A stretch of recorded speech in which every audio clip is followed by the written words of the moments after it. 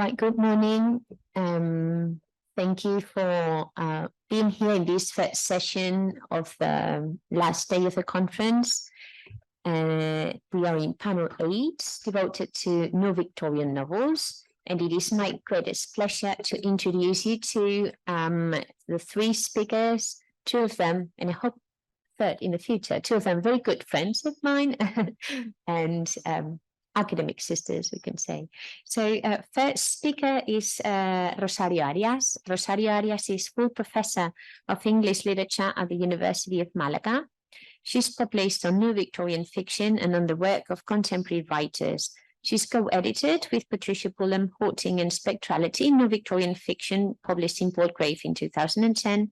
And she's also published Science, Spiritualism and Technology in Routledge 2014, Reading the Trace in Modern and Contemporary Fiction, co-edited with Lynn Peterson in Guildford 2022, and a collection with Juan Jesus Zaro on Spanish spiritualist writings and its dissemination through translations, published in 2023. Arias is an active member of the Center for Feminist and Gender Studies at the University of Málaga, as well as a member of Academia Europeana. Arias has led several funded projects, leads the LICAE research group, and she's currently the president of the Victorian and Neo-Victorian Society in Spain events, of which you heard us talking to you about last year. The floor is yours, Rosario. Thank you, Laura. Thank you, everyone, coming this early.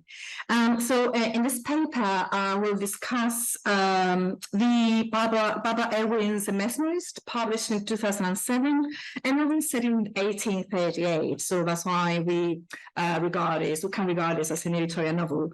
Irwin is an unstudied author in the field of Neo-Victorian studies, and I think generally speaking, she's understudied. She's particularly intriguing, I think, in the light of the topic of the conference, staging and restaging. Irwin was born in New Zealand and moved to the UK in her early 20s to train at the Royal Academy of Dramatic Art.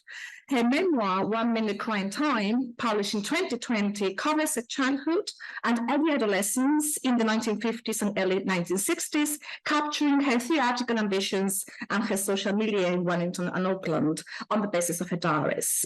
When she was about to turn 12, she started to keep a daily diary that she stopped when she was 18. And she adds, after that, it became a journal, which I have never stopped writing until now. So Irwin used to be an actress performing on stage as well as in films and TV series.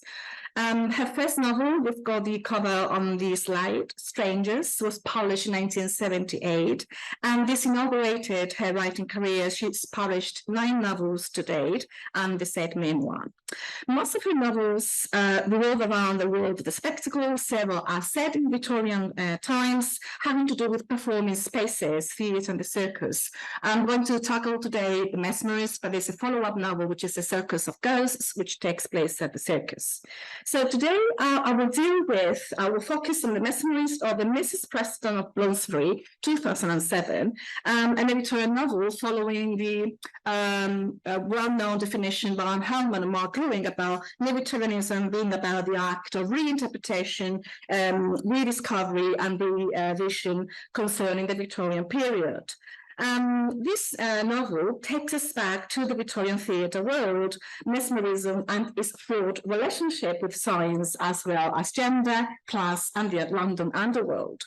It seems to have been inspired, or the author has been inspired by a passing reference that appears in John Elliot's work. I remember Miss Preston in Bloomsbury, who died lately, practiced Mesmerism for the best part of her life. So the novel it imagines the life of Miss Preston. So the protagonists are actresses, Cordelia Preston, and obviously Cordelia, a theatrical name after Shakespeare's King Lear, and her friend Willis Spence, who at 45 are out of work. So they find it very difficult to obtain theoretical parts, and they decide to turn to mesmerism and phrenology to make a living. Cordelia masters any theoretical part. She's been daughter and niece of actresses and was brought up on the stage. Having achieved fame and recognition, she uses her performing arts to catch attention of gentlemen and believing that it is possible to challenge the class system. So because she was able to pass for a lady due to her impersonating accent, her poise, and the way she perfected the art of dressing like a lady. So eventually this will bring about painful consequences. She's cheated by another man. She produces 3 children out of wedlock. So it is a sensational part of the novel. She has 3 children. The children are taken away, which almost drives her crazy. And the secret, which lasts for a decade, haunts her life ever since. And the novel opens when she has to decide to take on the new performing role, which is that of a mesmerist, as a mesmerist, following her aunt's teachings. Her aunt was the first mesmerist in the family. So interestingly, the theatrical role gradually becomes real, and she seems to discover that she has a genuine talent for mesmerism, which she uses to instruct young ladies of group reading about, and I'm quoting, the gentle intricacies of their wedding night. So the Mrs. Preston, in fact, makes reference to both the protagonist's mother and aunt, both Mrs. Preston, as well as the protagonist and her daughter, who makes an appearance later. This novel, we have mesmerism, gender, and stage intersect in several ways to offer a vivid account of early Victorian London, 1838. It is a treasure trove, I think, for those who are interested or who likes, obviously, theatre. It's packed with references to the 19th century world of entertainment at its best. We have allusions to W.B. Page 39, pantomimes and burlesque, page 59, plays, mainly Shakespeare, because Cordelia used to play Shakespearean roles, but precisely as one of the witches in Macbeth. And also Edmund Kean makes an appearance in the novel to give this of historical accuracy. And theatres obviously mentioned Drury Lane, Covent Garden, Adelphi, etc. Also, we find a reference to all things Egyptian. So Cordelia's love for stage remains clear throughout the novel, that and this is later applies to her mesmerist acts. So many things we've been discussing in this conference seem to crop up in the novel, obviously from the contemporary perspective of an author writing today. We have references or discussion of how actresses' way of life and how they struggle to make a living. We also have references to material conditions and how they had to choose clothes. But we have here as well an emphasis on women's issues, maternity, how to bring up children, mothers, daughters, family bonds, etc. And very interestingly, although the novel is written from a third-person perspective, it seems that sometimes we get a sense of what Cordelia thinks or feels, as we've got this free indirect discourse, sometimes having this 3-person narrator being coloured by Cordelia's thoughts and feelings. So Elwyn's novel envisions and reappropriates mesmerism from a female perspective, which is, I think, original itself, as historically speaking, most mesmerists were male, as we'll see later. In addition, so we see that it depicts the life of Cordelia Preston as a network, and I will argue as an assemblage of people, ideas, places, and feelings. This networked self, I will argue, is shaped through relationships, and not only through bonds between women, mothers and daughters, but also through relational need of mutual care. And care is a key word in the novel that features prominently. In so doing, my contention is that the novel underlines structures of care communities then and now, since, as Tanya Shacher suggests in a fascinating article about care communities in Victorian literature through contemporary theories about ethics of care, and I quote, care communities reveal how care works over time, helping us to think about care as a process, a duration, and a performance, unquote. So mesmerism as animal magnetism started as a pseudoscience to then become accepted by mainstream scientists, rather absorbed into other practices, particularly psychic research, physiology, and psychoanalysis. The Viennese Dr. Franz Anton Mesmer popularized the practice of animal magnetism as it was first known in the last decades of the 18th century. He argued for existence of vital forces which permeated and linked all living things, thus recasting ideas that had been put forward by alchemists and scientists long before. Alison Winter had groundbreaking Mesmerized Powers of Mind in Victorian Britain, published in 1998, traced the evolution of this movement and as and I quote, a diagnostic tool to study Victorian Britain, unquote. Her book remains, I think, the most detailed study of mesmerism in Victorian Britain, understood as, and I quote, a wide range of different techniques, each claiming to give one person the power to affect another's mind or body, unquote. And she includes a description of the Mesmerist Act in the early pages of the book, and we've got the description, which is very long, but I'm very interested in how are the highlighted phrases. Most mesmerists were men, most few subjects who were more commonly women. Interestingly, we see then later here, for example, the hierarchical relationship established between the mesmerist practitioner the operator and the mesmerizing subject being objectified in this kind of unbalanced or power dynamics relationship. So we see how the whole Mesmerist Act works, and the mesmerist making passes without touching the body of a mesmerizing subject, made magnetic passes over the woman. So whereas in continental Europe, mesmerism became widespread during the 18th century, it was not until the early 19th century that this pseudoscientific trend crystallized alongside phrenology and physiognomy and attracted the attention of the public through lecturing and performances. Much has been written on Victorian literary mesmerism, how mesmerism is portrayed in Victorian literature. For example, Victorian literary mesmerism, published in 2006, co-edited by Martin Willis and Catherine Wine. They study, or as a collection of chapters dealing with how literary mesmerism is portrayed as a form of cultural self-expression and how it appears in, obviously, Charles Dickens, Wilkie Collins, George Eliot, Marie Corelli, as Henry James, etc. So, as I was saying, attracted attention of the public as through lecturing and performances. One critic argues that there was no such clear distinction between scientific or pseudoscientific lecture and entertainment, and I quote, mesmeric performance of the 1830s and early 1840s drew on the rich tradition of scientific lecturing, lay healing, and popular entertainment, unquote. In Erwin's novel, there are several instances of this thin line between lecture and entertainment. I just thought the quotation on this slide, as when Monsieur Roland, who is a former close friend of Cordelia's aunt, who had a great affection for her, who's also a mesmerist and comes to help and instruct Cordelia in the novel. So he takes Cordelia and her friend really to a series of lectures on entertainments and mesmerism. The first mesmerist, Prince Henri, the master mesmerist, who appeared wearing purple, irritated Monsieur Roland to a extent of shouting, "Fraud! You're a fake and a fraudster." He began moving towards the door. Mesmerism is a philosophy for perhaps helping people, not entertaining them, as if we were attending some vulgar pantomime. She exited. The second visit they paid to a display in frame of mesmerism, Cavendish Square. Again, this was, and I quote, again, rather like attending a theatrical performance. And the last lecture they attend is more respected, high, more scientific oriented. As a respectable speaker, emphasized the importance of mesmerism as a tool to relieve patients, to alleviate pain towards in front of the audience of many doctors.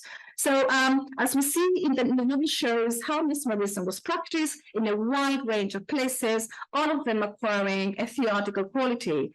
Interestingly, Alice Winter suggests, and I quote, "Does mesmerism change the geography of entertainment, of social entertainment, making margins into centers and centers into peripheries?"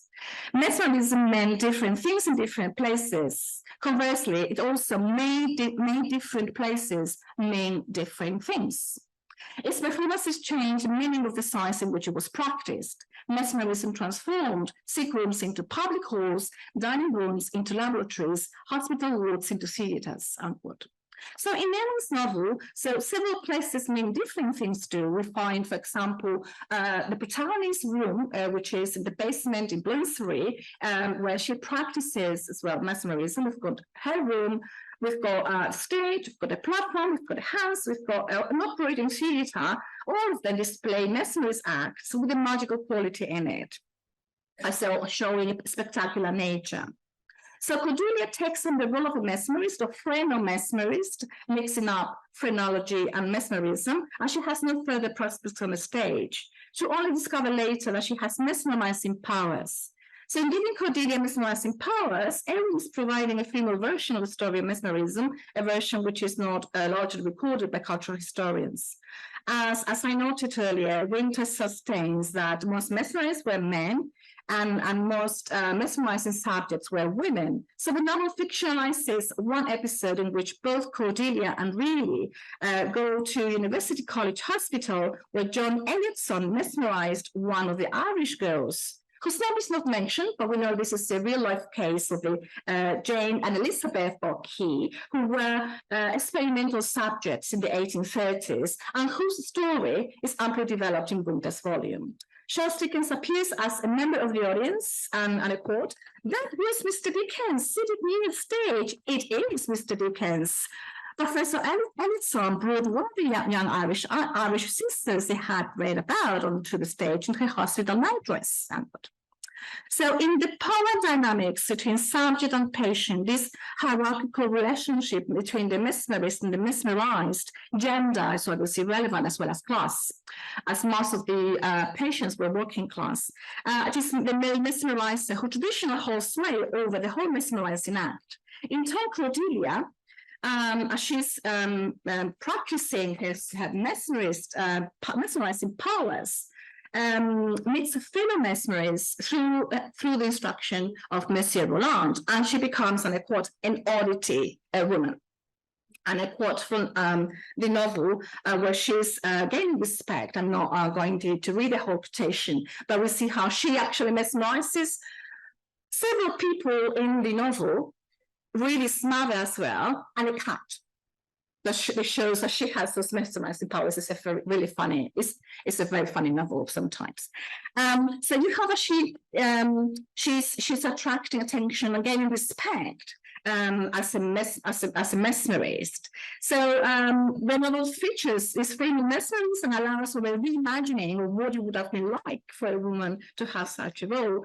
But also, I think, very interestingly, we find that when she realizes that she has powers, she feels that she has an ethical concern for the other, a kind of responsibility, how she's going to act, how she's going to relate to that person she's mesmerizing. And we've got just proof here. "Oh God," cried Cordelia, "what have I done?" She tried again, exhausted now, saw Reilly's sword face, fiercely brought her Aunt Hester into her mind, her way, the passing of the hands, the breathing, "Let yourself rest in my care." So in doing this mesmerist action, she's connecting with her maternal or surrogate maternal figure, who is her Aunt Hester, who is a role model for her. So we find here that she also crosses social boundaries like a working class woman, because she's imitating and she mimics respectable ladies' voice. So that's why she's accepted and respected as a mesmerist. Remember that I mentioned at the very beginning the whole plot, how she becomes cheated by a normal man. She's left desperate, impoverished when her children are taken away. She has a wounded part. She's a woman with a secret. Which obviously could lead us to think of the novel as a neo-sensation novel, having this kind of a secret. But more for me, it's important that she's able to reconstruct her own self and shape herself into a new person, taking on another performing role, that of the mesmerist. So Cordelia's use of clothes to impersonate characters, she does again when she takes on this role of the mesmerist, granting her power. And it was, following Anne Hellman, it was costume, not the body, which which inscribe gender and assign social power to the wearer. It seems that she is granted power because she takes on this new role with clothes. So we find in the novel this idea of identity as being protean and fluid as a socially shaped construction, which we could analyze through the theories of Judith Butler. But today, I would like to very quickly go through another way of understanding this idea of the identity as a composite, as an assemblage of people, ideas, influences, and places, as a networked relational self. So I'm adopting Nancy Miller's notion of entangled self as a model of relational self to engage with a more nuanced understanding of the self through the lens of assembly theory as part of the actor network theory and the network term. Recently, several critics have heralded the network term in this book, network term, because they want to promote the new modes of network analysis which should go beyond computer science and digital humanities. And arguably, the networked approach is best illustrating the notion of assemblage.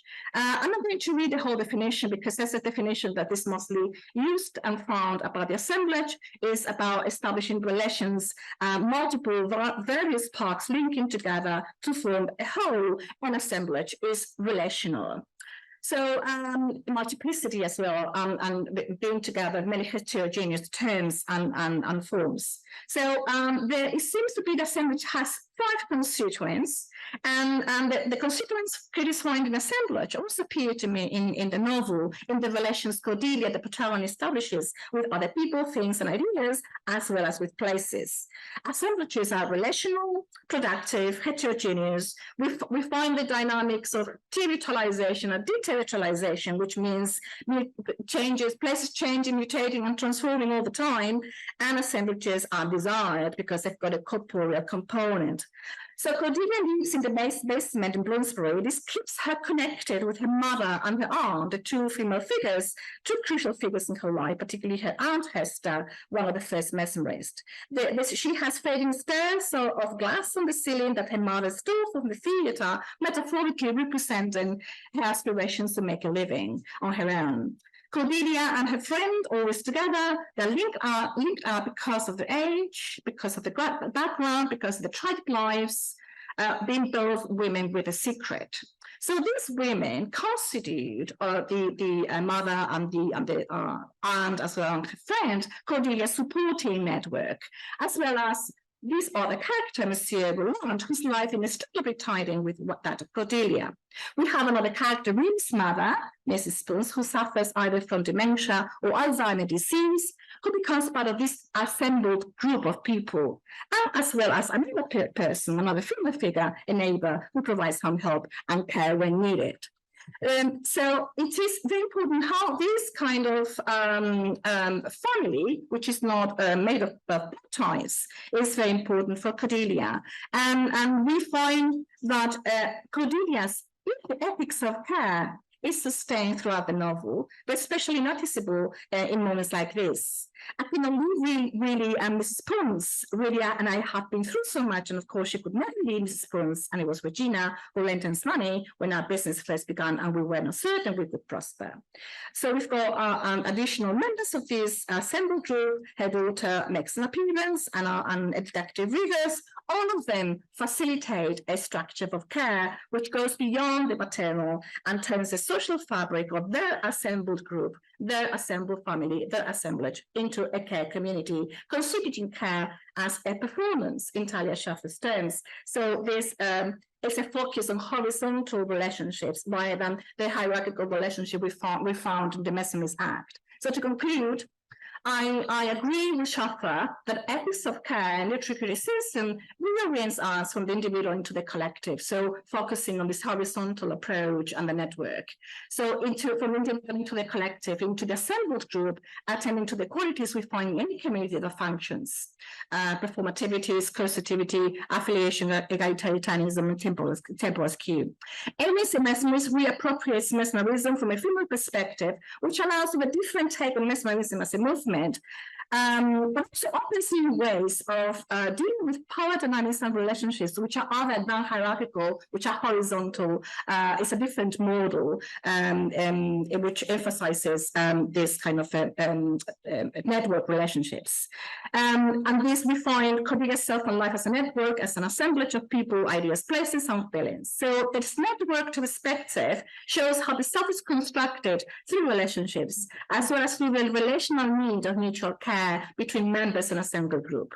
And I think that this should be an approach, could be an approach going beyond the true criticism. We wish to participate, and I quote, in a global realignment also occurring in economics, philosophy, and political science, unquote. And it is possible, I think, and Natalie Van Vass, very recently, she gave a keynote where she promotes a fit model for economists by paying attention to the ethics of care, or economics of care and hope at work in Charles Dickens' Great Expectations. The bringing literature into economics. So Ellen's novel offers an alternative view of the story of mesmerism by underlining the texture of care communities, care as a performance, as well as the need to reorient us to relational ethics, not only in our literary analysis, but also following Shaffer in our own harsh world today. Thank you.